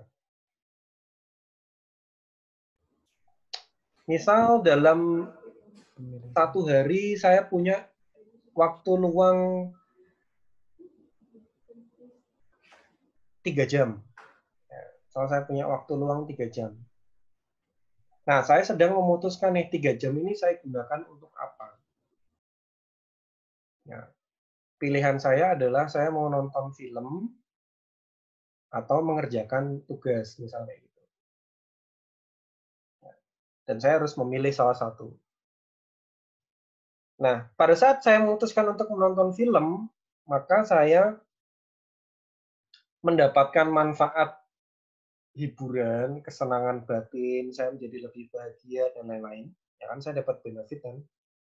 Tetapi di satu sisi saya mengorbankan tugas saya. Ya, itu namanya trade-off. Jadi pada saat kita melakukan sesuatu, itu pasti ada hal lain yang terjadi juga. Ya. Dalam konteks keuangan, trade-off-nya dibahas dalam konteks risk dan return. Jadi dalam konsep keuangan itu jangan sampai kita mengambil tindakan berisiko tanpa mendapatkan kompensasi apapun. Artinya kita murni mendapatkan resiko tapi tidak mendapatkan tambahan keuntungan apapun. Ya. Itu sebenarnya nggak cuma terbatas di keuangan ya. Di dalam kehidupan sehari-hari pun seperti itu. Nah, resiko itu juga memiliki perilaku yang berbeda-beda. Ya, maka kita juga harus memilih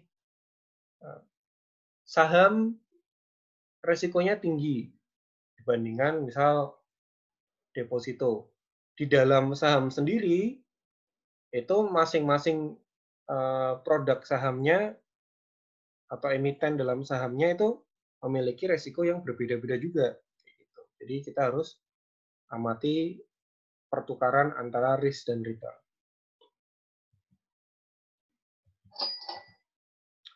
Kemudian di dalam manajemen keuangan, prinsip yang penting juga adalah time value of money. Ya. Pada intinya adalah uang yang dimiliki sekarang lebih berharga daripada uang di masa depan. Atau pada prinsipnya, uang dengan nominal yang sama, tetapi di dalam waktu yang berbeda akan memiliki nilai yang berbeda. Ya.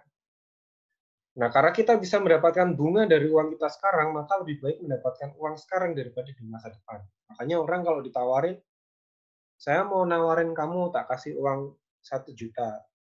Mau sekarang apa besok? Sekarang pasti ya. Karena bisa langsung saya buat jajan. Kalau besok harus nunggu dulu. Belum tentu besok kita ketemu. Resikonya masih terlalu banyak. Maka yang sekarang itu yang sudah pasti itu lebih memiliki nilai.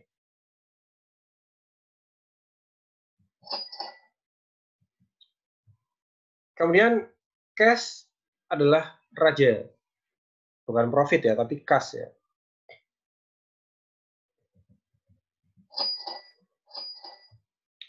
Cash ini bentuknya bisa dari penjualan, atau kas yang diperoleh dari laba ditahan. Ya. Kenapa di sini bukan profit tapi kas? Karena profit itu tidak bisa direinvestasikan, karena profit itu biasanya bisa jadi dividen, bisa jadi laba ditahan. Tapi kalau dia udah pasti menjadi laba ditahan atau menjadi kas, maka dia bisa direinvestasikan untuk aktivitas lain. Ya, laba ditahan yang menjadi kas itu nanti bisa digunakan untuk membiayai investasi dan lain-lain. Kemudian ada yang namanya incremental cash flow. Incremental cash flow adalah arus kas pertambahan. Ya. Arus kas pertambahan adalah selisih antara arus kas masa depan yang diperoleh dari proyek yang diterima dengan apabila proyek tidak diterima. Jadi pada saat kita mau mengambil keputusan investasi, kita harus mempertimbangkan nih. Ya, kan ada misalnya ada project A gitu kan. Setelah kita evaluasi, ternyata kita apabila mengambil project A, kita akan mendapatkan arus kas sekian selama sekian tahun. Apabila tidak kita terima, maka kita ya udah nggak terima apa-apa, ya kan? Nah, selisih pada saat kita akan pada saat kita menerima uang kas dari project yang kita terima dengan arus kas yang tidak akan kita terima karena proyeknya nggak dijalankan, itu perlu dipertimbangkan. Ternyata pada saat proyeknya kita jalankan, penambahan manfaat atau penambahan keuntungan yang kita peroleh dalam bentuk arus kas itu ternyata nggak banyak-banyak amat, ya. Nggak sebanding dengan resiko yang diambil. Maka itu penting untuk diperhitungkan. Jangan hanya karena ya udahlah yang penting daripada nggak ada kerjaan apa aja kita terima gitu kan. Ya. Tapi penambahan manfaatnya dengan biaya atau resiko yang kita tanggung itu nggak sebanding, itu malah rugi sendiri. Ya. Contoh ya, analoginya. Jadi saya pernah diminta untuk ngajar di salah satu universitas swasta di Semarang, karena teman ya, orang tuanya teman itu dosen di sana, dosen senior, kemudian saya diminta bantu. Ya udahlah, karena saya waktu itu juga sendirian di sini, kan nggak ada kegiatan, dan dikasih tahu ngajarnya malam ya, oke nggak apa-apa, malam jam 8 malam. Ya. Waktu itu saya mikirnya cuma ya udahlah buat tambah-tambah dapat tambahan bayaran kan, misal buat nonton bioskop waktu dulu kan belum COVID ya. Setelah saya jalani setengah semester, ternyata honor yang saya peroleh itu tidak sebanding. Penambahan kesejahteraan saya dari honor yang saya peroleh itu ternyata tidak sebanding dengan resiko biaya yang saya keluarkan. Karena pertama ngajarnya jam 8 malam. Ya. Itu ya satu-satunya pengalaman saya ngajar jam 8 malam. Posisinya udah ngantuk, ya. Kemudian kampusnya tuh jauh dari rumah saya. Ya. Mungkin ya 20 kilo ada kali. Kalau naik motor itu bisa 15 menit sendiri, 15-20 menit sendiri. Ya. Jadi perjalanannya udah jauh, pulangnya jam 9, jam setengah 10 malam. Ya. Setelah saya pikir-pikir, honornya cuma segitu. Ya. Artinya, incremental cash flow-nya, penambahan cash flow-nya, penambahan manfaat yang saya terima itu tidak sebanding dengan resiko dan biaya yang saya ambil. Maka itu penting kita pertimbangkan. Jangan hanya yang penting ada, yang penting dilakuin sedikit nggak apa-apa, itu juga nggak efisien jadinya. Ya, kan mending saya di rumah, saya belajar, kalau saya belajar ya, atau mengerjakan kerjaan yang lain-lain ya, lebih bermanfaat. Toh saya cuma dapat honornya segitu. Gitu ya. Itu maksud incremental cash flow. Kemudian the curse of competitive market. Jadi pasar yang kompetitif itu di satu sisi menguntungkan, di satu sisi tidak menguntungkan. Yang menguntungkan gimana? Karena pada saat semakin banyak perusahaan yang menjual produk yang sama atau bermain di dalam industri yang sama, maka industri tersebut akan tumbuh. Ya, itu kan yang terjadi dengan YouTube sekarang kan. Semua orang jadi YouTuber. Sebenarnya kalau sekarang trennya semua orang jadi podcaster. Ada yang suka mendengarkan podcast nggak? Tahu podcast kan? Tahu nggak? Tahu, Pak. Tahu, Pak, tahu. Apa dengerin apa sukanya? Tahu tapi nggak mendengarkan ya. Kalau di Spotify itu podcast gratis ya, yang ada iklannya itu kayaknya yang musiknya. Ya. Podcast itu media audio yang membicarakan suatu topik tertentu ya. Kayak radio cuma nggak ada lagunya aja. Dan enaknya topiknya kita bisa milih, bisa kita ulangi. Kalau radio kan kita apa adanya yang kita terima ya, sama penyiarnya, sama topiknya yang disiapkan penyiar. Nah, kalau podcast itu, podcaster itu membahas banyak hal ya. Ya kayak YouTube cuma bentuknya audio aja. Kalau sekarang trennya sekarang hampir semua orang pada buat media podcast. Ya. Atau balik lagi tadi ke YouTube ya. Kan kemarin ada yang ngomong kalau kalian suka nonton YouTube, saya kan suka nonton YouTube ya. Buat mengisi waktu luang. Jadi saya, kalau teman-teman saya itu ada yang YouTube-nya saya personalize. Jadi kalau ada yang saya nggak suka, akan saya kasih keterangan not interested. Supaya yang tema ini nggak masuk lagi di dalam playlist saya. Nah, kalau saya beda. Kalau saya di YouTube itu saya embrace ya, saya terima dengan keterbukaan. Apa saja yang disodorkan dengan saya, kalau cukup menarik akan saya tonton. Kalau nggak menarik ya nggak tonton lagi. Makanya saya tahu beberapa hal berita-berita di YouTube gitu tahu. Karena dia ngomong,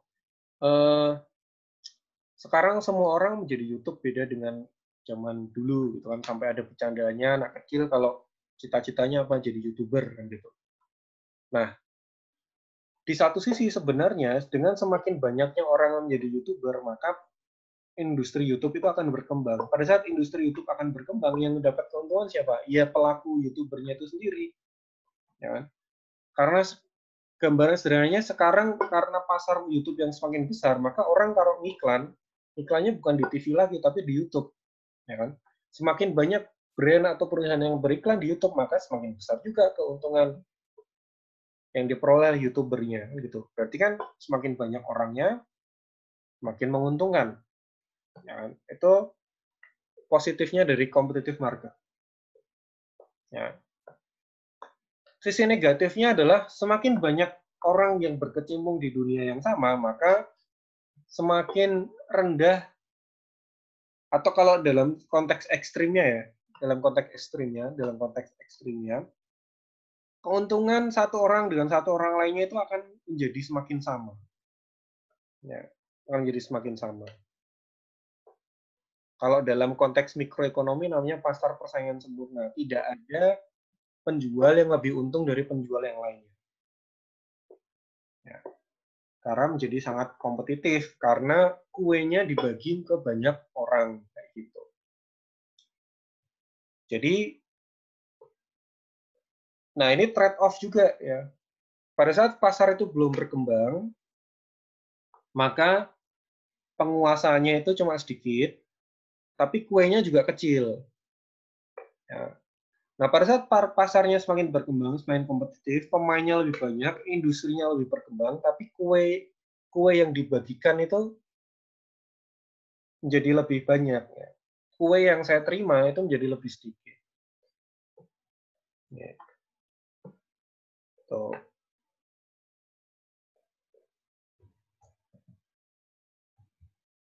Nah, supaya dapat mendapatkan keunggulan kompetitif dibandingkan pesaingnya, maka kita harus menjadi atau melakukan diversifikasi. Ya, harus beda dengan yang lain. Nah, beda ini gampang diucapkan, sulit dilakukan. Ya. Kalau katanya Panji Pragiwaksono, ya, dia ngomong, menjadi lebih beda itu lebih baik daripada menjadi lebih baik. Ya, intinya beda aja. Ya, intinya beda aja. Kayak Bung Jebret itu kan, kalau zaman dulu yang suka nonton bola Indonesia itu kan tiba-tiba ada komentator yang nada bicaranya sangat berbeda dengan komentator-komentator bola yang sangat konvensional, yang sangat kalem dan lain-lain. Tiba-tiba ada yang teriak-teriak gitu pakai istilah tendangan kelok 9 dan lain-lain. Ya, itu kan beda dan akhirnya orang menerima. Nah, itu kunci dari competitive advantage. Harus melakukan diversifikasi, harus mencari sesuatu yang beda dengan yang lain.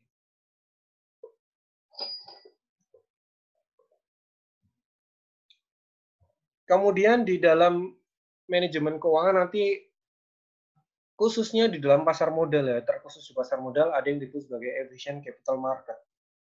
Ya. Efficient capital market. Jadi ini adalah kondisi di mana pasar itu merespon informasi dengan cepat, sehingga harga yang ada di pasar itu sudah mencerminkan semua informasi yang ada. Nah, ini nanti akan lebih banyak kita bedah di mata kuliah manajemen investasi di semester 6. Kemudian ini tadi agency problem yang dibahas. Kemudian Texas bias business decision. Ya. Jadi pada saat kita menilai kinerja perusahaan, yang kita nilai itu adalah kinerja perusahaan yang diukur dari arus kas yang setelah dikurangi pajak. Ya. Maksudnya apa? Maksudnya adalah kalian kan mungkin sering dengar ya, sering dengar kalau ada orang pebisnis diwawancarai, omsetnya berapa? Dengan omset saya 2 miliar dalam satu hari gitu kan misal. Wow, langsung kalian takjub kan. Nah, padahal omset itu belum mencerminkan apa-apa. Omset itu cuma mencerminkan apakah barangnya laku apa tidak. Apakah marketingnya berhasil apa enggak. Ya. Tapi belum tentu kinerja keuangannya baik. Karena nanti omset itu harus masih dikurangi biaya-biaya dan dikurangi pajak. Ya. Maka pada saat kita mau menilai kinerja suatu perusahaan, indikator yang paling tidak bias, yang paling objektif adalah pada saat kita melihat laba setelah pajak. Karena itu benar-benar namanya free cash flow, arus kas bersih yang sudah tidak punya tanggungan apapun. Gitu.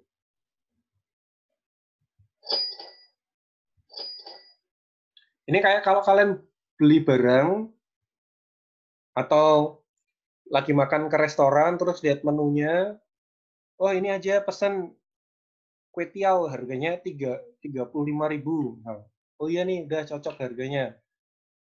Ya, ternyata pas bayar harganya jadi 45.000 karena ada pajak. Berarti keputusan yang kita buat tadi tidak didasarkan atas keputusan yang paling tepat karena ada informasi yang kurang lengkap gitu. Kemudian bagaimana cara kita melihat resiko? Bahwa resiko itu tidak semuanya sama. Ya. Jadi resiko itu ada yang disebut sebagai resiko sistematis, ada yang disebut sebagai resiko unsistematis. Bedanya apa? Ya, resiko sistematis itu resiko yang ditanggung oleh semua pihak dan tidak bisa dihilangkan. Misal pandemi ini resiko yang ditanggung oleh semua perusahaan. Ya. Tidak ada perusahaan yang tidak terkena pandemi atau tidak terkena dampak dari pandemi. Terlepas dampaknya positif atau negatif ya. Jadi semua atau pandemi ini bentuk dari resiko sistematis. Resiko ekonomi, resiko politis, resiko keamanan, itu semuanya resiko sistematis. Tidak bisa dikelola, kita cuma bisa menerima saja. Tidak bisa dihilangkan. Sedangkan resiko unsistematis adalah resiko yang bisa dikurangi dengan cara diversifikasi. Ya.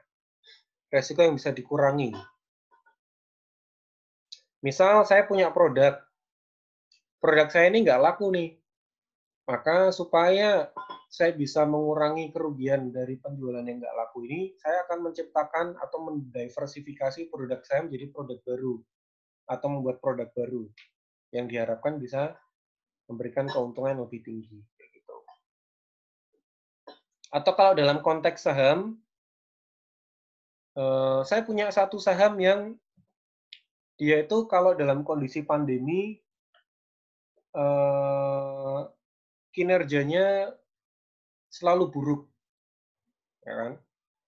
Maka supaya portofolio saham saya itu tidak jeblok, saya akan mendiversifikasi portofolio saya dengan cara membeli saham lain yang berkinerja positif di masa pandemi. Ya. Saham-saham perusahaan farmasi misal. Nah, maka resiko investasi, resiko unsistematis dari investasi saya bisa dikurangi.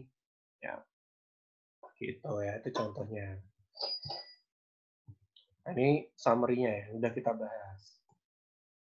Ada pertanyaan nggak?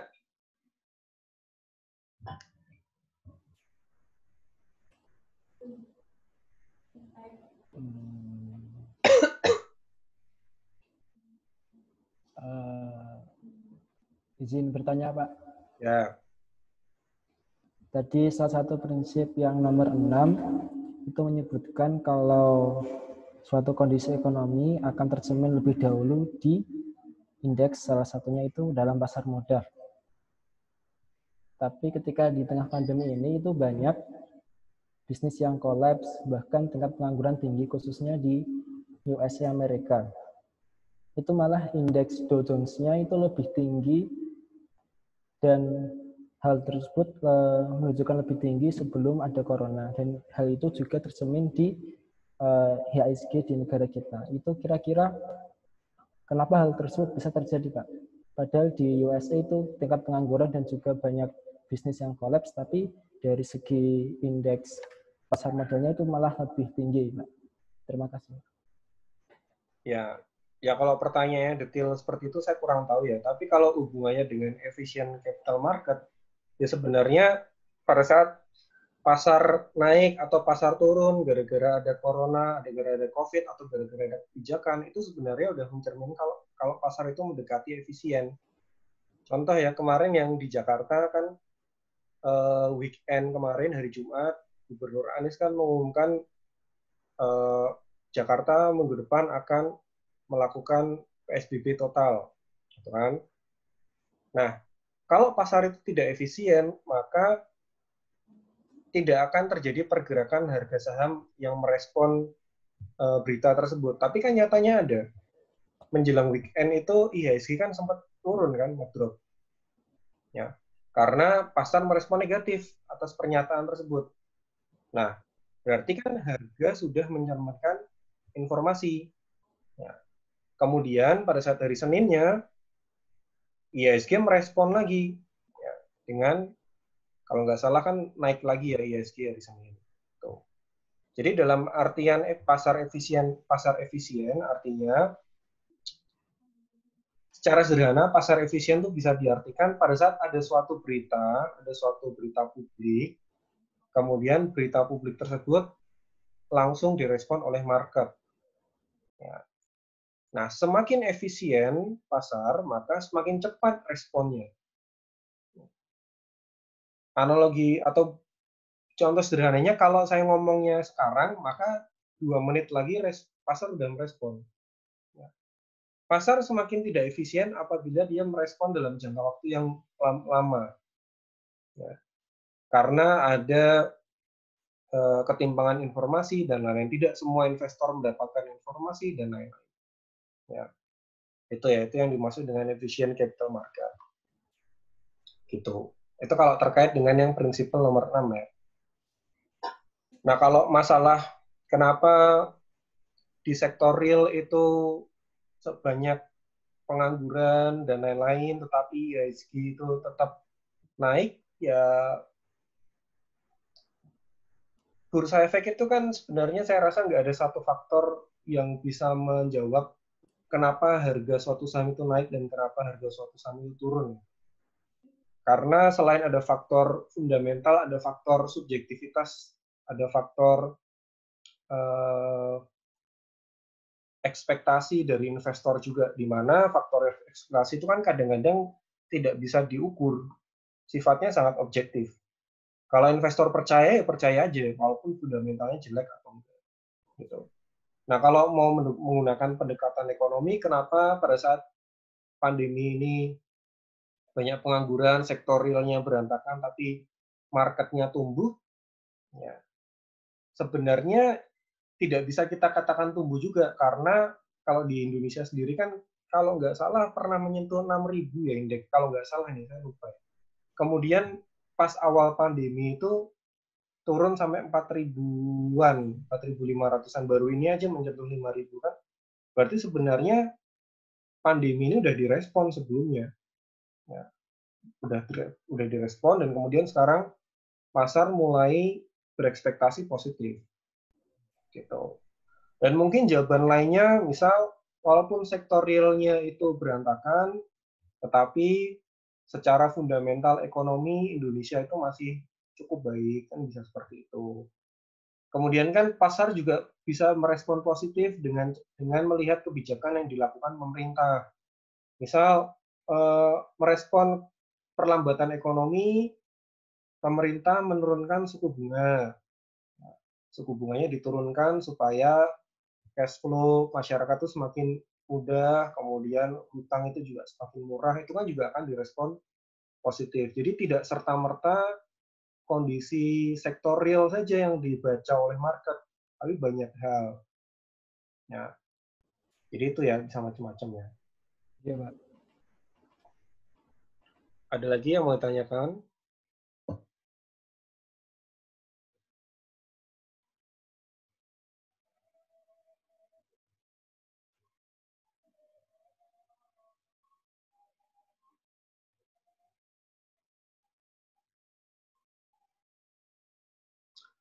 Ya, saya harapkan setidaknya kalian udah punya gambaran mengenai manajemen keuangan itu apa. Kenapa? Karena tanggung jawab kalian ini semakin besar. Kalau belajar manajemen keuangan yang lalu kan di semester 2 kan kalian belum konsentrasi ya, dan masih semester 2 juga. Belum genap 1 tahun kuliah kan. Nah, sekarang kan udah senior, kemudian kalian juga udah secara sadar mengambil konsentrasi manajemen keuangan. Jadi, ya kalian punya tanggung jawab moral untuk lebih paham mengenai topik pembicaraan manajemen keuangan. Kemudian, ya jadi kalau ditanya orang itu, manajemen itu belajar apa? Manajemen keuangan itu belajar apa? Kamu bisa menjelaskan dengan baik. Ya. Gitu ya. Ada pertanyaan? Lagi, terakhir saya beri kesempatan.